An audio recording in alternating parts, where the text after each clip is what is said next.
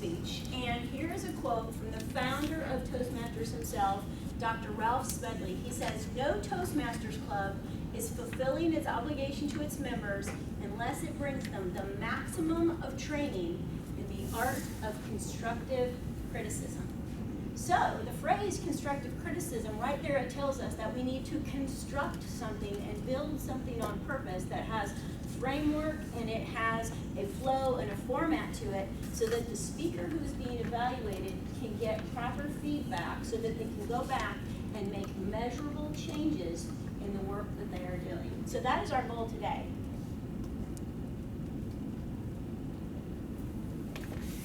So did you figure out why it worked and it didn't work? Okay. All right, so here is our next thing.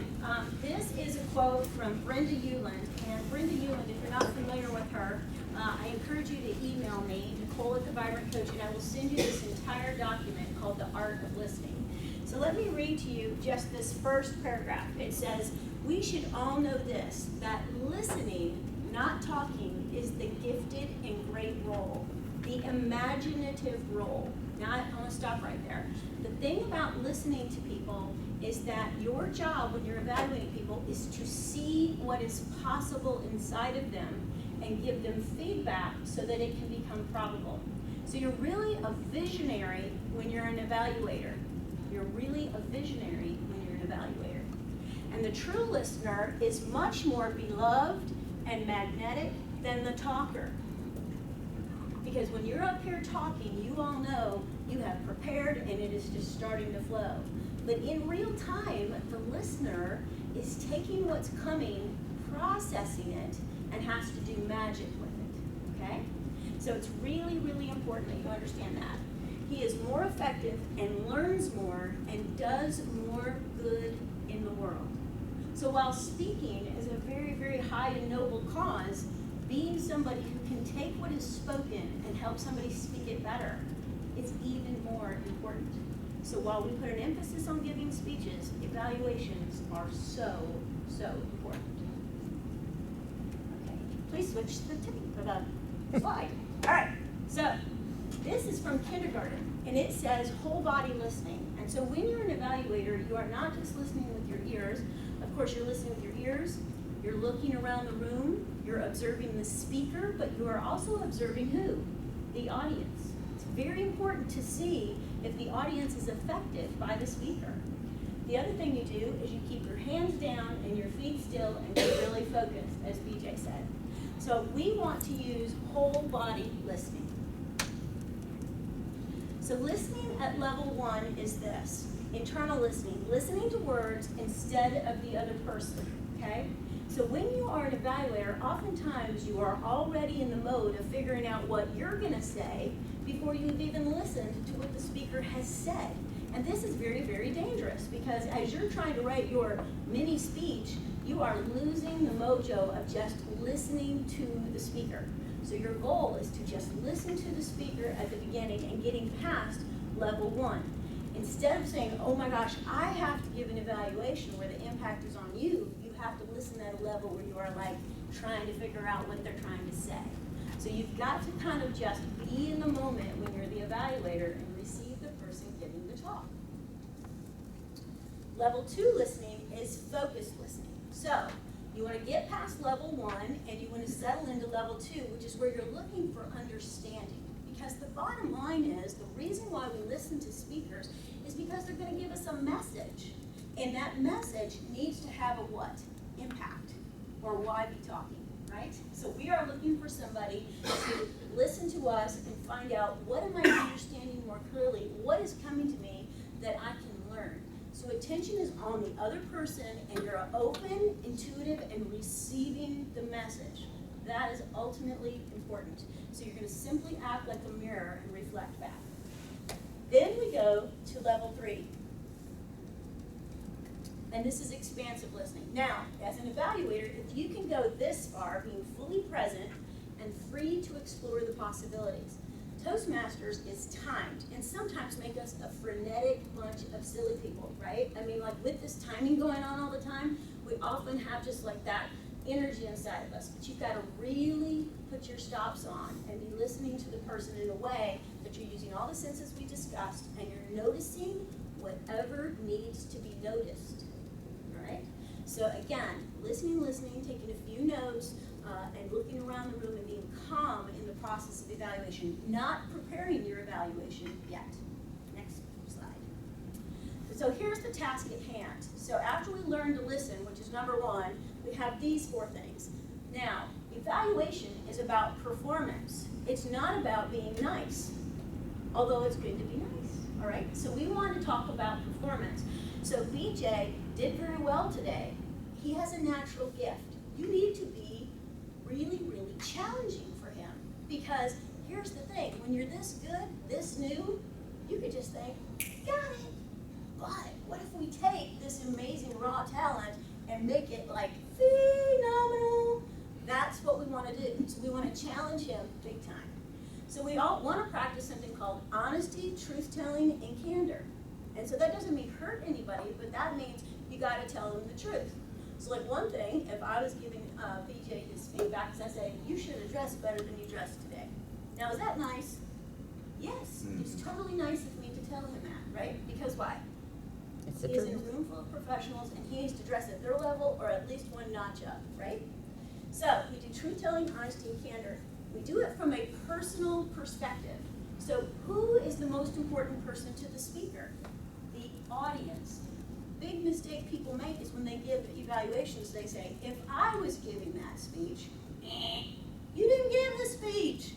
Give it from the perspective of the audience. Tell them, as an audience member, this is what I experienced. Because what is he trying to do? Give somebody else a speech? No, he is trying to give somebody an experience in an audience, and that's the perspective he needs back from you. And finally, you've got to give both praise and both polish.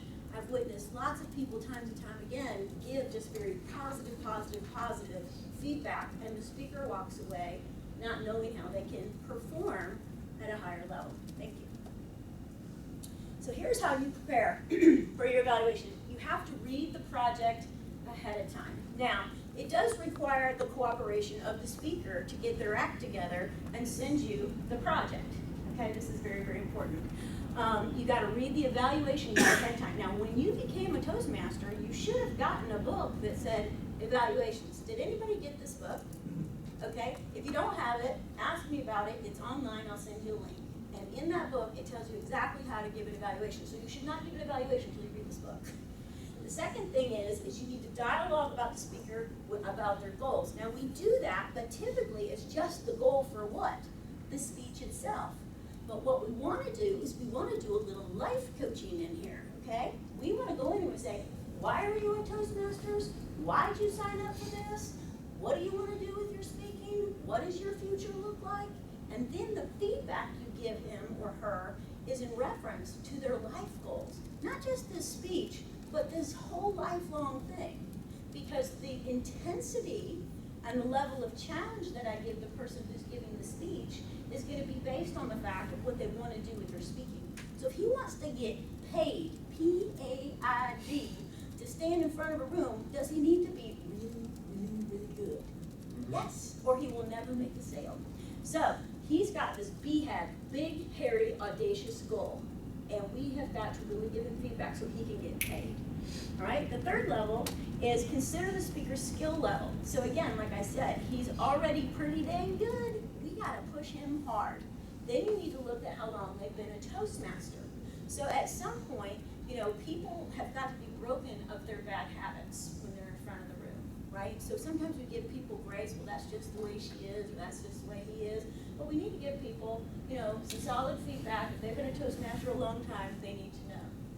Also, we want to research speaking, read about being a speaker, and also understand that when you are up here, you are a salesperson. How many of you people in here have had sales training? Raise your hand. Okay, the rest of you need to take sales training. Sales training is life. Life is sales, right? So if I, want to get something in life, whether it's talking David Greer into going to dinner tonight or, getting my child to make her bed, it's a sales proposition. So you need to study sales. Now, here is just a small, this is what fit in the bag, and then I stopped. Okay,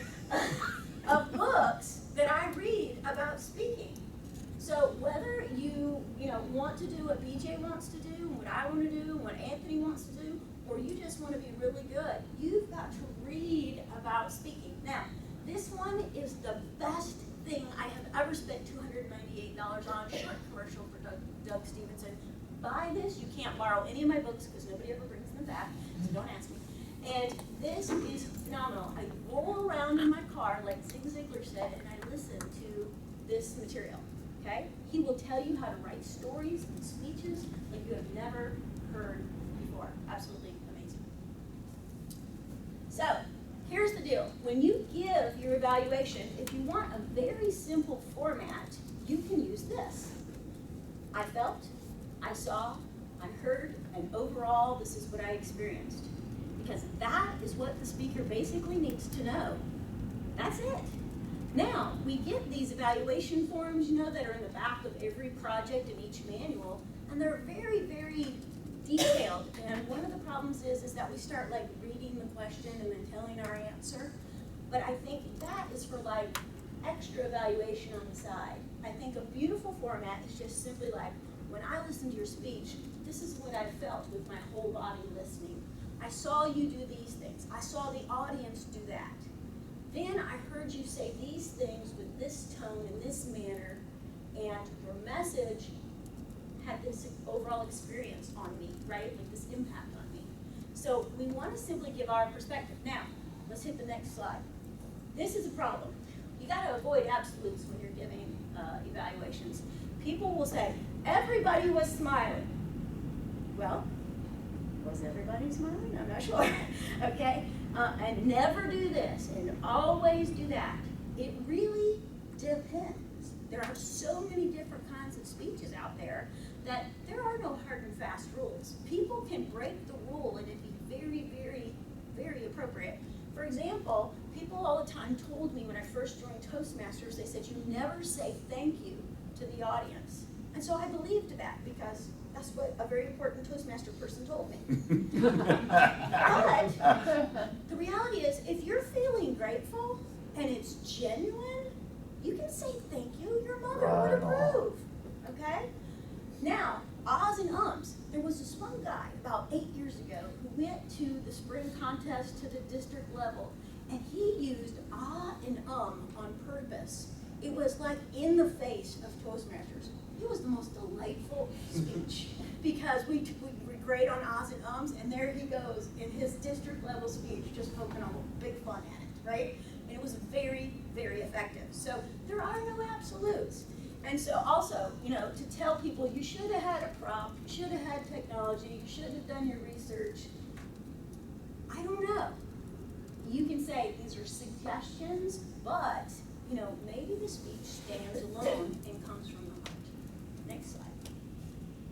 So here's the deal. We want to be specific and use examples. And if you have 15 polishes and 15 praises, my suggestion is in 3 minutes you have like what?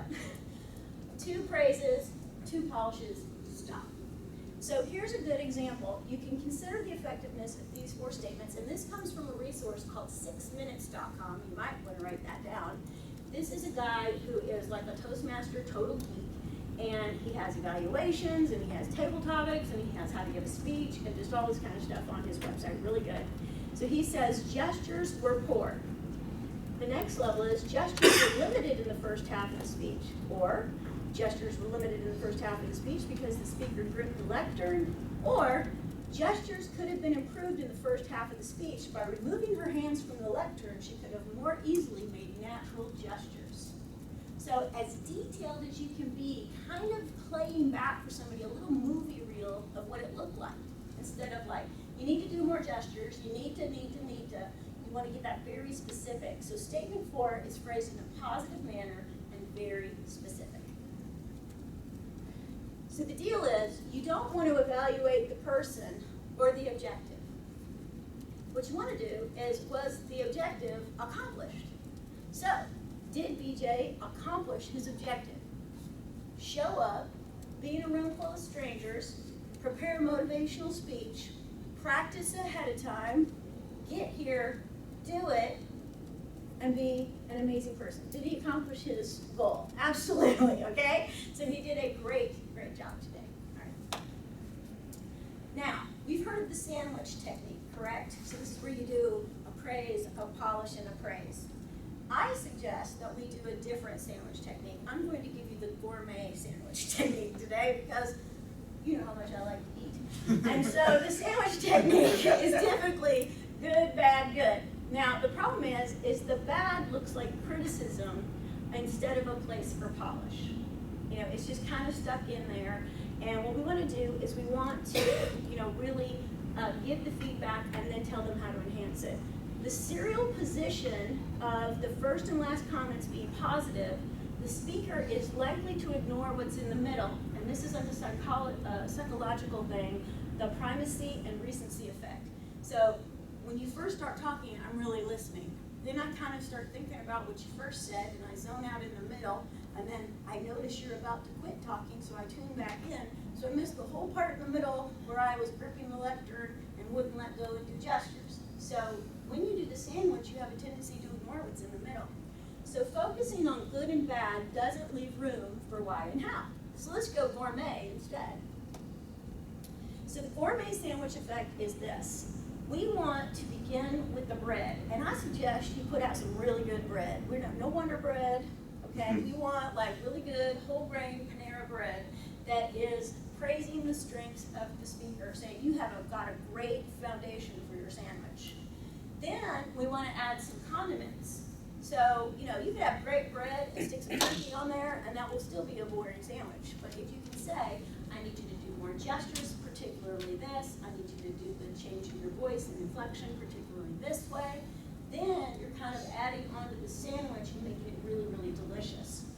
Then you're going to put your meat, your cheese, and your vegetables on there by giving specific examples of how they can do the things that you are saying need to be improved. So you need to learn, as an evaluator, some skills other than just speaking. You actually have to get inside these books and get some good ideas.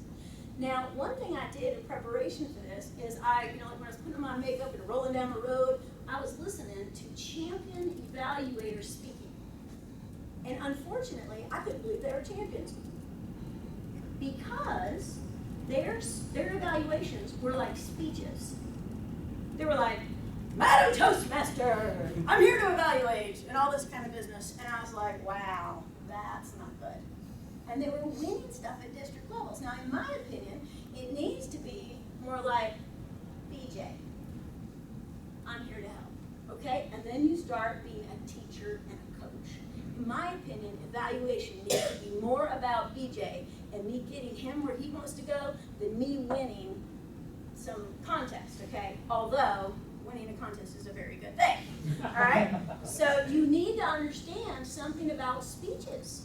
I mean, you can't really give a good evaluation if you're not informed about what a quality speech should have in it, or you don't understand how to write well, or you don't know how to deliver well. So these are kind of some of the tips that you would throw in there. So this first one, rhetoric devices. I have a complete list of like 50 rhetoric devices. If you email me, I'll send it to you. And as you're putting your speech together, you can say, how could I add 1, 2, or 3 of these different devices to start to learn them? So the first one is onomatopoeia. Does anybody know what that is? That's right, you say you remember something. No? Words that sound like what they are. Crash. Right. So it's crash, pow. It's like the whole Batman thing from when I was 8 years old, if I'm dating myself, right? Okay, so that's onomatopoeia, right? Then the next one is story types, and that is what this guy is a genius at. And in his book that comes with this, he tells you all these different types of stories. So I'm going to read these to you because I think it's really important for you to see the richness and the depth of how good a speaker can be. They can give a vignette story, which is a short illustration, an imbroglio story, which is an acutely embarrassing experience. They can give a crucible story, which is a story of a severe test. They can give a credibility story, a story from a third party, okay, that comes into their speech and supports your position. A Minerva story, which is an ancient wisdom or old traditional story. A pattern story, a story that is built around a pattern that repeats throughout your speech. instructional story, a story that makes many points along the way. So lots and lots of different kinds of stories. Now imagine if you were giving feedback and you could say, I don't know if you know this, but you gave a Minerva story. I would like you to learn to give this kind of story. Or you, in this speech, it would be nice if perhaps you invited somebody to add credibility to your speech by having a third party come in. Okay? So very, very, very good stuff there. Right, the other thing that also comes from Doug Stevenson is he talks about acting. It would be great if all of us got to go to acting class. You know, we should have a field trip and all go do improv, right? And we should all go learn to do this because acting skills are very, very helpful up here. And one of the things that Doug says is that you need to learn to go in and out of character and narrator when you give a speech. So he talks about how you go, you're out, and you would say, so I was walking down the street or down the alley, and you're talking like a narrator, and then all of a sudden you go, oh my God, do you see that? What is that? Okay, so now I went in. So I'm in the story. So going out, being the narrator, and going in and starting to act. You can do that in and out thing all throughout your entire speech if you're telling a story inside of it. So you want to look at that. The last thing is humor. So how important is humor? This group really likes to laugh. We're big into humor, right? And in here, again, I'm telling you, he's got like 5 pages full of suggestions on how to add humor to your stories. And one of them is the triple. And so this is a very typical thing. You've seen this on Saturday Night Live and everything else. But like the person is saying, oh, she's hateful. She's despicable. And I'm in love. And it makes people laugh because it's 2 things the same and 1 thing that surprises or delights. And so we want to learn to do some humor. So if you could teach something in there, just like Doug Stevenson teaches, then you're really giving the speaker a great evaluation on a next level and a big challenge. Okay? So finally, you need to follow up if you're the evaluator. You need to check in with the speaker when they get there, and you need to talk to them, see if they're okay, see if they're ready to go. And you can go to the speaker after you've given your evaluation and ask them for an evaluation of your evaluation. What a concept. And finally, you can do video and audio analysis. So we have this videotaping back here. I don't know, I've never been the videographer, but here's what I imagine happens if you're the videographer. You have stress about doing a good job, then you stand back there and you do it, then you have to figure out how to upload it to YouTube, then you have to email everybody that it's coming, and get permission to post it on YouTube, and then finally your job is done. So I'm thinking this is like a 3-day extravaganza or something, right? I'm wondering how many of us treasure the fact that somebody's doing all this extra work for us. So 2 things you do is you watch it and listen. 3 things. You watch it and listen. Secondly, you turn off you don't watch the video, you just listen, so you get an audio. Then you turn off the audio and just watch, right? So you watch it 3 times to see how you're doing. And you can also send this off to somebody else to give you feedback.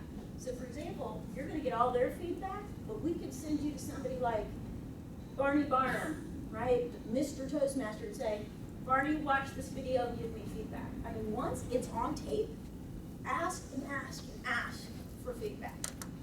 Next. So, I want to really, really suggest that you get outside the club too.